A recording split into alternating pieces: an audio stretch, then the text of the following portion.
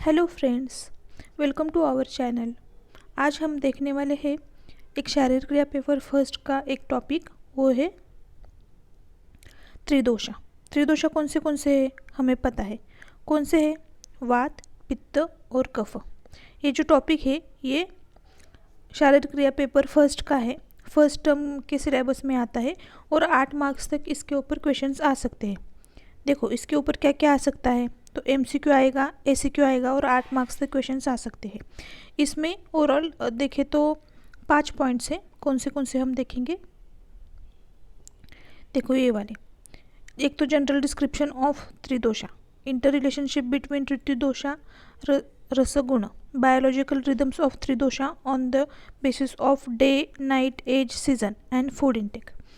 And fourth है role of dosha in the formation of prakriti of an individual and in maintaining of health। and fifth है प्रकृति and विकृत दोषा। इस video में सिर्फ हम फर्स्ट पॉइंट ही देखेंगे क्योंकि वीडियो बहुत लंबा हो जाएगा। ये जो टॉपिक है जनरल डिस्क्रिप्शन ऑफ त्रिदोषा, तो 5 मार्क्स तक इसके ऊपर तो क्वेश्चन आता है, मीन्स MCQ भी आ सकते हैं और 5 मार्क का क्वेश्चन भी आ सकता है। तो इसमें क्या है, जनरल डिस्क्रिप्शन जो है तो इसमें हमें बहुत सारे पॉइंट्स देखने हैं, जैसे कि मतलब उसका इम्पोर्टेंस क्या है, दोष का, दोष की निरुक्ति क्या है, नंबर्स ऑफ दोषास क्या है, कितने हैं, उसके फंक्शंस या उसके लोकेशन क्या है, फॉर्मेशन कैसे हुआ, ये हमें सब देखना है। ठीक है।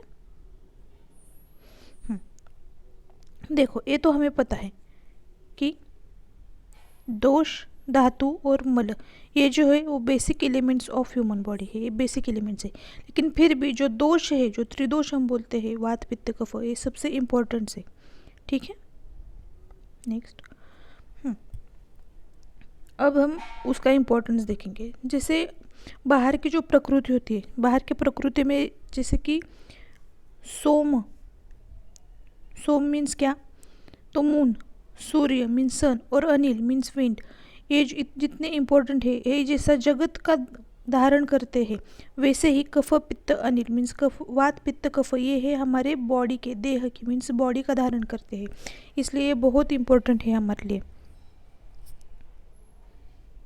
देखो कफ दोष का किसके साथ कंपेयर किया है, तो मून के साथ। मून को देखते ही कैसा हमें पता चलता है, सौम्य है, हमें स्ट्रेंथ देता है, स्टेबिलिटी देता है। जैसे कि पित्त दोष है, पित्त दोष क्या करता है, तो जो जो ट्रांसफॉर्मेशन है, चेंजेस है, जैसे सन ट्रांसफॉर्मेशन और चेंजेस करता है जगत में, वैसे ही पित्त दोष जो है वो हमारी बॉडी में ट्रांसफॉर्मेशन करता है। वात दोष, ये जो एक्टिविटीज़ हो रही है, एक्टिविटी किसके कारण हो रही है, पूरी जो एक्टिविटी या मूवमेंट हो रही है ये है वात दोष के कारण। ठीक है। तो श्लोक क्या है, विसर्ग आदान विक्षेपे सोम सूर्य अनिल यथा धारयन्ति जगत देहम कफ पित्त अनिल सता। विसर्ग, आदान और विक्षेप। विसर्ग मीन्स क्या, स्ट्रेंथ और स्टेबिलिटी देना। आदान मीन्स क्या, आदान काल में क्या होता है, ट्रांसफॉर्मेशन, चेंजेस होते हैं। विक्षेप में क्या, मूवमेंट और मोटिवेशन मिलता है। तो विसर्ग, आदान, विक्षेप ये किसके कर्म है, किसके कार्य है, तो सोम, सूर्य, अनिल। लेकिन कहाँ पे, जगत में, ये पूरी दुनिया में या पूरे वर्ल्ड में जो सोम, सूर्य, अनिल ये काम करते हैं, मीन्स मून, सन और विंड काम करते हैं, वैसे हमारे बॉडी में कफ, पित्त और अनिल, कफ, पित्त और वात, ये हमारे बॉडी में काम करते हैं। इतना है समझ में, बहुत इंपॉर्टेंट श्लोक है, हमें ये करना है। अब नेक्स्ट देखेंगे। अब हम देखेंगे डेफिनेशन ऑफ दोषा। डेफिनेशन ऑफ दोषा, दोषा की डेफिनेशन क्या है, दोषा, दोषा मीन्स क्या, बायो एनर्जीज। दोषा मीन्स क्या है, बायो एनर्जीज। बायो एनर्जीज क्या है, structural and functional unit of human body. एक तो यूनिट है कैसा, structural and functional unit of human body. एक बार बोलो, dosha, bioenergies are structural and functional unit of human body. ठीक है। नेक्स्ट निरुक्ति। अब निरुक्ति हमने पिछली बार भी देखा है, दोष की निरुक्ति क्या है, दूषयन्ति इति दोषा। हाँ, जो दूसरों को दूषित करते हैं, विषेट करते हैं, दूसरों को मीन्स किसको, धातु और मल को, उसको क्या बोलते हैं, दोष बोलते हैं। Dosha is that which cause decay, destruction and vitiates others when in its aggravated state. Aggravated condition में जब होते हैं तो वो विशिएट करते हैं किसको, धातु और मल को।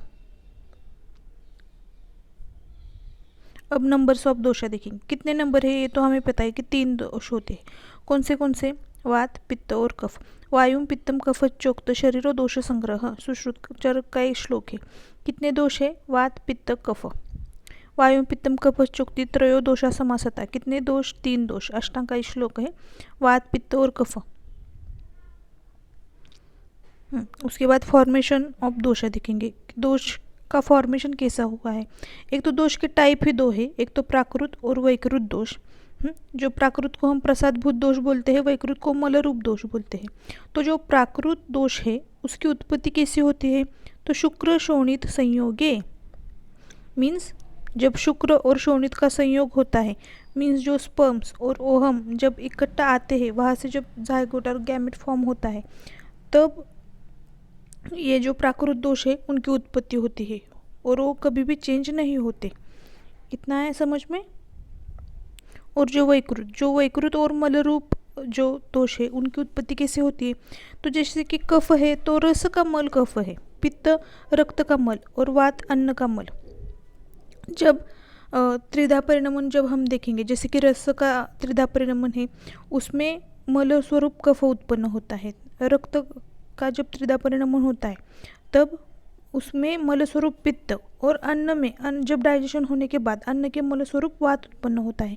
लेकिन ये जो दोष है वो वैकृत दोष है, और जो प्राकृत दोष है वो शुक्र शोणित संयोगे उस टाइम में ही फॉर्म होते हैं।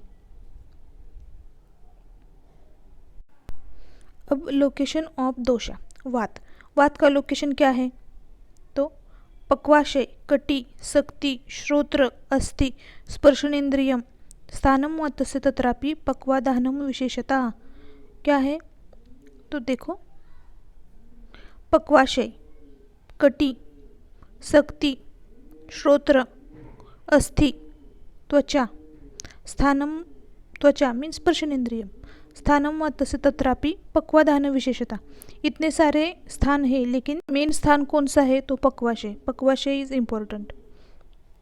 ठीक है, एक बार फिर से श्लोक बोलो। लोकेशन ऑफ दोषा। पक्वाशय कटी वात दोष का पक्वाशय कटी सक्ति श्रोत्रास्ति स्पर्शनेन्द्रियम स्थानम व तस्य तत्रापि पक्वादाहनम विशेषता।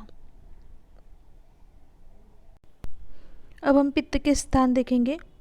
नाभि आमाशय स्वेद लसिका रुधिरम रस द्रुक स्पर्शनम च पित्तस्य नाभिरत्र विशेषता। कौन से है? नाभि, आमाशय, स्वेद, लसिका, रुधिर, रस, द्रुक स्पर्शनम च पित्तस्य नाभिरत्र विशेषता। नाभि, आमाशय, स्वेद, लसिका, रुधिर, रस, द्रुक और त्वचा मीन्स स्पर्शनेन्द्रिय, ये पूरे के पूरे पित्त के स्थान हुए। लेकिन मेन स्थान कौन सा है इसका? नाभि ये विशेष स्थान है। ठीक है। कफ दोष का स्थान देखेंगे। क्या स्थान है? ऊर, कंठ, शिर, क्लोम, पर्वणी, आमाशय, रस, मेदो ग्राणम जीवांचम कपश सूत्राम ऊर। ठीक है, एक बार फिर। ऊर, कंठ, शिर, क्लोम, पर्वण्य, आमाशय, रस, मेद ग्रहणम च जीवाच कपस्य सूत्राम ऊर। ऊरः, कंठ, शिरः, पर्वणि, आमाशय, रसः, मेद, घ्राण, जिह्वा। और कफ का मेन स्थान क्या है? तो ऊर स्थान। अब हम देखेंगे फंक्शंस ऑफ दोषा। वात दोष का क्या फंक्शन है? All sorts of movement and activities. जो मूवमेंट्स और एक्टिविटीज़ हो वो किसके कारण होती है? तो वात के कारण होती है। पित्त का क्या फंक्शन है? Digestion, transformation and changes. Body में जो चेंजेस होती है, डाइजेशन होता है और एक फॉर्म से दूसरे फॉर्म में ट्रांसफॉर्मेशन हो जाता है, वो किसके कारण होता है? तो पित्त के कारण। और कफ का क्या है? यूनियन, स्टेबिलिटी और स्ट्रेंथ। बॉडी को स्ट्रेंथ देना, स्टेबिलिटी देना। और 2 सेल भी अगर इकट्ठा है तो किसके कारण है? तो कफ के कारण है। यूनियन करना ये भी किसका कर्म है? कफ का कर्म है। अब हम देखेंगे सब टाइप्स ऑफ दोषा। वात के 5 सब टाइप्स है, पित्त के 5 और कफ के 5। अब कौन से देखेंगे? वात के कौन से है? प्राण, उदान, व्यान, समान, अपान। जब हम एक एक दोष देखेंगे, एक एक दोष, जैसे कि वात दोष, पित्त दोष, उसका जब अलग अलग स्टडी करेंगे तो फिर से हमें ये जो प्राण, उदान, व्यान, ये जो सब टाइप्स है इसका फिर से हमें स्टडी करना है डिटेल में जाके। यहाँ पे सिर्फ हम उसके नाम ही देखने वाले हैं। अब है पित्त। पित्त के कौन से सब टाइप्स? पाचक, रंजक, भ्राजक, साधक और आलोचक। कफ के कौन से? क्लेदक, बोधक, अवलंबक, श्लेषक और तर्पक कफ। ठीक है।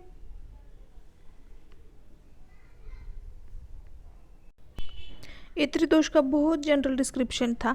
ये सिर्फ सिलेबस में एक पॉइंट है जनरल डिस्क्रिप्शन ऑफ त्रिदोष, इसलिए ये वीडियो किया है। इसके ऊपर क्वेश्चन अगर आता भी है तो कैसे आता है कि अगर सिर्फ वात दोष है तो वात दोष और थोड़ा त्रिदोष के बारे में लिखो, उसके बाद वात दोष के बारे में लिखो, डिस्क्राइब त्रिदोषा एंड एक्सप्लेन द वात दोषा। ऐसा कुछ आता है। सिर्फ त्रिदोष के ऊपर बड़ा क्वेश्चन है, त्रिदोष के मतलब जनरल डिस्क्रिप्शन ऑफ त्रिदोषा, ऐसा 5 मार्क्स का क्वेश्चन जनरली तो नहीं आता, और आया तो भी किसी के तो साथ आएगा, ऐसा है। तो इस मतलब त्रिदोषा, इस पूरे टॉपिक में एक पॉइंट तो ऐसा था जनरल डिस्क्रिप्शन ऑफ त्रिदोषा। उसके बाद है इंटर रिलेशनशिप बिटवीन ऋतु, दोष, रस और गुण। इसका हम अलग वीडियो करेंगे।